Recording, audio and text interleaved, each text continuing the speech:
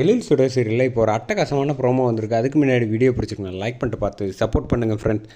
இந்த பக்கம் சுடர் வந்து சவால் விட்டதில் வந்து எழில் வந்து எல்லா வேலையும் நானே பார்த்துக்கிறேன் அப்படின்னோன்னே, சார் நீங்கள் பார்க்குற வேலையெல்லாம் பார்த்துக்கலாம், முதல்ல பசங்களை வந்து ஸ்கூலுக்கு அனுப்புகிறப்ப நானும் கூட வருவேன், அப்போ தான் வந்து நான் வந்து பசங்க என்ன பண்ணுறாங்கன்னு டீச்சர்ஸ்கிட்ட எல்லார்ட்டையும் கேட்டுக்க முடியும் அப்படின்னு சொன்னோன்னே, சரி வா நீயும் வந்து காரில் ஏறு அப்படின்னு சொன்னோன்னே, என்ன சார் பசங்க எல்லோரும் வந்து எப்படி பழகுறாங்க? நல்லா பழகுறாங்களே என்கிட்டக்க.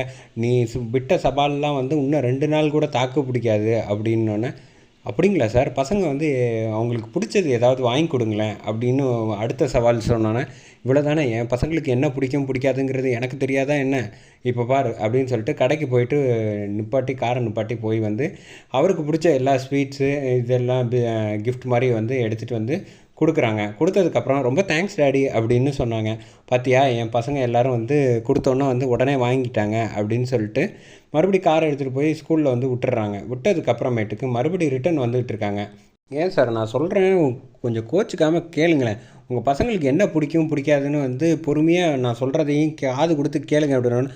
என்ன நான் எதுக்கு உன்கிட்ட கேட்கணும், எனக்கு எல்லா பசங்களையும் பார்த்துக்க தெரியும். இப்போ கூட நீ சொன்னபடி சவாலில் நான் தானே ஜெயித்தேன், நான் வாங்கி கொடுத்த எல்லாத்தையும் வாங்கிட்டு எனக்கு ரொம்ப தேங்க்ஸ்ன்னு சொல்லிட்டு தானே போனாங்க அப்படின்னானு. அப்படிங்களா சார், கொஞ்சம் காரை கொஞ்சம் திருப்பியும் பாருங்கள் பின்னாடி, நீங்கள் வாங்கி கொடுத்தது எதுவுமே வந்து அவங்களுக்கு பிடிக்கல, அதனால தான் வந்து கார்லேயே போட்டுட்டு போயிட்டாங்க. இல்லைன்னா சாப்பிட்ற ஐட்டம் யாராவது வந்து இந்த இடத்துல இப்படி கார்லேயே போட்டுட்டு போவாங்களா, இல்லை மறந்துட்டு போவாங்களா? எல்லாம் தெரிஞ்சு தான் போட்டுட்டு போகிறாங்க. அவங்க உங்களுக்கு வந்து புரிய வைக்கிறதுக்கு முயற்சி பண்ணுறாங்க. ஆனால் நீங்கள் வந்து அதை தெரிஞ்சுக்கிறதுக்கு விருப்பமே பட மாட்டேறீங்க. உங்களுடைய ஆசைகளை வந்து நீங்கள் வந்து அப்படியே வந்து பசங்கள் மேலே வந்து சொல்கிறீங்க. அவங்க வந்து உங்கள் முன்னாடி வந்து முடியாதுன்னு சொல்லாமல் சரின்னு சொல்லிவிட்டு அதுக்கப்புறம் அதை எல்லாத்தையும் வந்து உதாசீனப்படுத்திட்டு போயிடுறாங்க. நீங்கள் முதல்ல புரிஞ்சுக்கோங்க அதை அப்படின்னோடனே, முதல்ல நீ பேசுகிறத நிப்பாட்டிட்டு காரை விட்டு கீழே இறங்கு அப்படின்னு சொல்லிடுறாங்க. என்ன சார் என்ன இறங்க சொல்கிறீங்க அப்படின்னா, ஆமாம் நீ கீழே இறங்கு, அப்படியே நடந்து வீட்டுக்கு போ அப்படின்னு சொல்லிட்டு காரை எடுக்கலான்னு பார்க்குறாங்க. சார் நீங்கள் சொல்கிறதுன்னு தப்பாக நினச்சிக்காதீங்க, நீங்கள் வந்து என்னை கூப்பிட்டா மட்டும்தான் நான் வீட்டுக்கு வருவேன், இல்லைனா வரமாட்டேன், அது வரைக்கும் நான் இங்கேயே இருப்பேன் அப்படிங்கிறாங்க.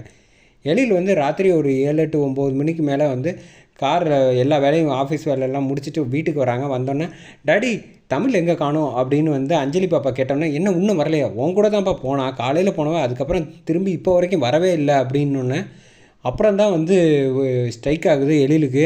ஆஹா, நம்ம கூப்பிட்ற வரைக்கும் வரவே மாட்டேன்னு சொன்னாலே ஒரு வேளை அங்கேயே நின்றுட்டானா அவளுக்கு ஏதாவது பிரச்சனைன்னா நம்ம என்ன பண்ணுறது அப்படின்னு சொல்லிட்டு அதுக்கப்புறமேட்டுக்கு தான் வந்து எழில் வந்து யோசிச்சுட்டு காரை எடுத்துகிட்டு, அம்மா நீ ஒன்றும் கவலைப்படாத, நான் அவளை வந்து அழைச்சிட்டு வரேன் அப்படின்னு சொன்னேன். அப்பா நானும் வரேன் அப்படின்னோடனே, நீ ஒன்றும் வர வேணாம், இந்த ராத்திரி நேரத்தில் நான் அழைச்சிட்டு வரேன் அப்படின்ட்டு காரை எடுக்கிறாங்க. அதோட அந்த ப்ரோமோ முடியுது.